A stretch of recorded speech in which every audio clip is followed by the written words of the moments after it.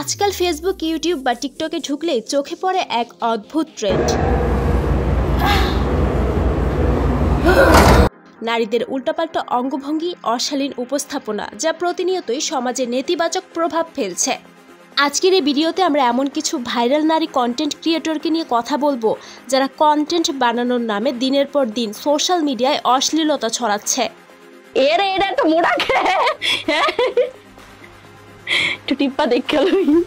সুমাইয়া রিমু, ইনি হচ্ছে সেই মহিলা যিনি শাকিব খানের নায়িকা হবে বলে ভাইরাল হয়েছিল। শাকিব খান, তুমি তো খুব সুন্দর, তাহলে কেন পচা পচা নায়িকাদের সাথে মুভি করছো? আমাকে চোখে দেখো না। কিন্তু বর্তমানে তার কর্মকাণ্ডগুলো এত বাজে, তা দেখলেই আপনারা বুঝতে পারবেন। আরে কি ঢাকাবি তোর? এই গন্ধ হলো মিরপুর হোপ মার্কেটে থেকে মেবি 200 টাকা দিয়ে কোটি কিনছিস, ওই কোটি কি আমি আমার গায়ে জড়াবো নাকি? সোশ্যাল মিডিয়াতে যতটুকু নষ্টামি করা সম্ভব তার উচ্চ পর্যায়ে চলে গেছে সুমাইয়া রিমু। আমার বিয়ের অনেক শখ, আমি বিয়ে করবো, খুব সুন্দর করে সাজিয়ে গুছিয়ে বিয়ে করবো, আর আমার হাজবেন্ড অনেক লাকি হবে। এখন থাকবে বাংলাদেশের ছেলে বিষয়ক উপদেষ্টা জয়িতা আশরাফ। উনি প্রতিদিন ছেলেদের নিয়ে যে গবেষণা করেন, অতটুকু গবেষণা হয়তো কোনো মেয়ে তার স্বামী বা বয়ফ্রেন্ডকে নিয়েও করে না।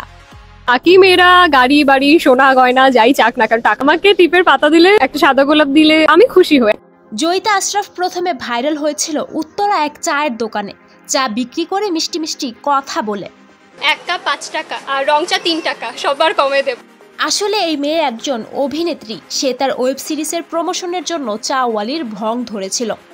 জয়িতা কখনো শাশুড়িকে স্বামীর মা হিসেবে দেখবে না, নিজের মা হিসেবে দেখবে। দুজনে একই শাড়ি পরে ঘুরে বেড়াবে, এসব বলে তো একসময় হাজারো ছেলেদের মনে জায়গা করে নিয়েছিল সে। মা শাশুড়িকে আমি যে ভালোটা বাসবো, বিশ্বাস উনি ভালোবাসা নিতে নিতে নিতে অতিষ্ঠ হয়ে বলবে তুমি 2 দিনের জন্য বাড়ি চলে যাও, আমি আর নিতে পারছি না। কিন্তু ইদানিং তিনি যেভাবে ভালোবাসার ছেলেদের নিয়ে গবেষণা শুরু করেছে, তাতে মেয়েরাই তাকে দেখতে পারছে না। আমার বয়স কি 50 বছর? আমার বয়স তো 16 বছর। আমি ভুল করে 2 বছর বেশি বলে ফেলছি, সরি। এখন রয়েছে আমাদের হট অ্যান্ড সেক্সি 16 বছরের তরুণী পুতুল আক্তার জলি আপা। ফেসবুক চালান, অথচ এই মেয়ের আজের মার্কা ভিডিও আপনার সামনে আসেনি, তা তো হতেই পারে না। সে তার প্রতিটি ভিডিওতেই আজে বাজে অঙ্গভঙ্গি করার জন্য বেশ এক্সপার্ট।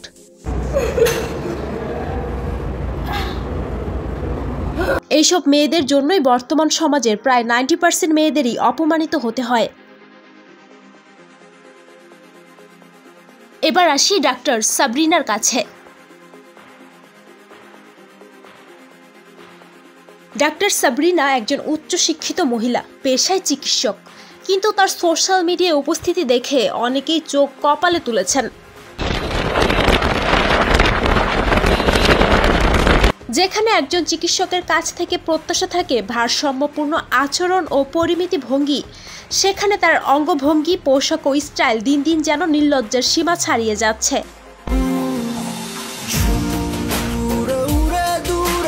এখন রয়েছে আমাদের গুলুমুলু আপু রহমান আয়াত। তার ভিডিওগুলো খুবই অদ্ভুত রকমের হয়ে থাকে। আয়াতের ড্রেসিং সেন্স এতই বাজে যা বলার মতো না। আমি জীবনে 3টা বিয়ে করছি, 3rd-টাকে এখনো ডিভোর্সই দেই নাই। বর্ষা চৌধুরী জারার পাপা করতে করতে বাংলাদেশের সব ছেলেদেরই বিয়ে করে ফেলছে। এটার নাম হচ্ছে, দাঁড়াও, এটা না আমি খুব পছন্দ করি খেতে।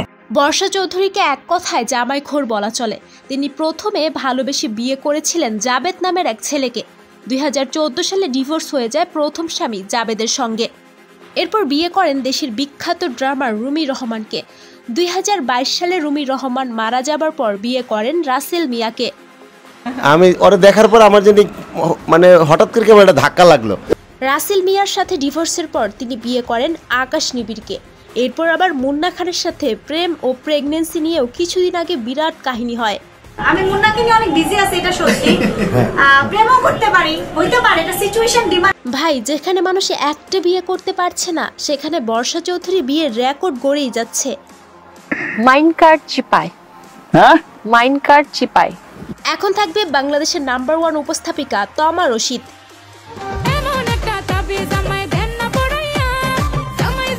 এই উপস্থাপিকা এত সুন্দর করে কথা বলে যে উনার কথা শুনে আপনার মনে হতেই পারে আল্লাহ মনে হয় এই আপুটিকে ব্রেন না দিয়েই দুনিয়ায় পাঠিয়ে দিয়েছে।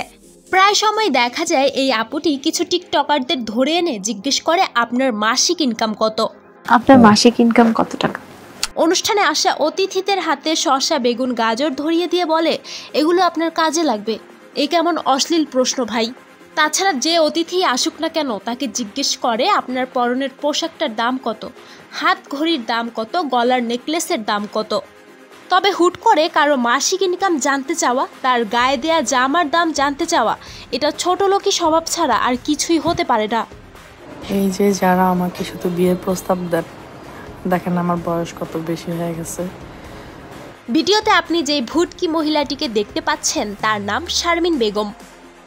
স্যান্ডেল মে তু স্লোলি স্লোলি ওয়াকিং করতি হ্যায়।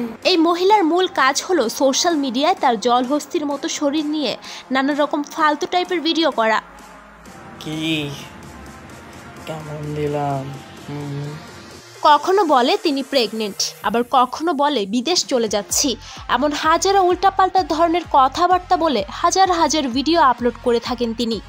ইনি হচ্ছে পৃথিবীর একমাত্র মহিলা যার স্বামী পর্দাশীল। চিরজীবন ঠাই দিও তোমার দুটি পায়ে। যেখানে তার বউ তার শরীর দেখিয়ে আজেবাজে অঙ্গভঙ্গি করে, সেখানে তার স্বামী মুখে মাস্ক লাগিয়ে পর্দা করে। ব্যাপারটি আসলেই জোস। প্রিন্স মামুনের কারণে সোশ্যাল মিডিয়াতে এসেছি। আমি না একজন ব্লগার, না একজন কন্টেন্ট ক্রিয়েটার, না একজন টিকটকার। ব্লু ফেয়ারি লায়লাকে চেনে না এমন মানুষ বাংলাদেশে হয়তো খুবই কম পাওয়া যাবে। তোমাকে ভালোবেসেছি 1 সেকেন্ডে, তোমাকে ভুলে যেতে লাগবে ন্যানো সেকেন্ডস। লায়লা মূলত ভাইরাল হয়েছিল তার ছেলের বয়সী অর্থাৎ প্রিন্স মামুনকে বিয়ে করার মাধ্যমে। আপনার বিয়ে দেখার খুব ইচ্ছা। ইনশাআল্লাহ আমরা বিয়েতে অনেক সুন্দর করে লাইভ করব। এখন পর্যন্ত লায়লা মোট 3টি বিয়ে করেছেন। তার প্রথম এবং দ্বিতীয় স্বামী দুজনেই ছিলেন সেনাবাহিনীতে কর্মরত কর্নেল, আর তৃতীয় স্বামীকে তো আপনারা সবাই চিনেই থাকেন।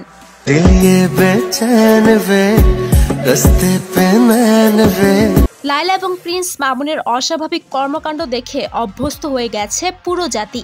আমি 5টা মামলা করেছি ওর হাত থেকে বাঁচার, 5টা মামলা না, আমি 2টা মামলা করেছি ওর হাত থেকে বাঁচার জন্য। সোশ্যাল মিডিয়ায় ঢুকলেই লায়লা মামুনের ক্যাচাল লেগেই থাকে। ওর হাত থেকে বাঁচার জন্য মামলা করেছি, ওর অত্যাচারের হাত থেকে বাঁচার জন্য মামলা করেছি। তো ভিউয়ার্স, আজকের এই ভিডিওর মধ্যে কোন মহিলাকে আপনি মনে করেন সবচেয়ে বেহায়া তা অবশ্যই কমেন্ট করে জানাতে ভুলবেন না।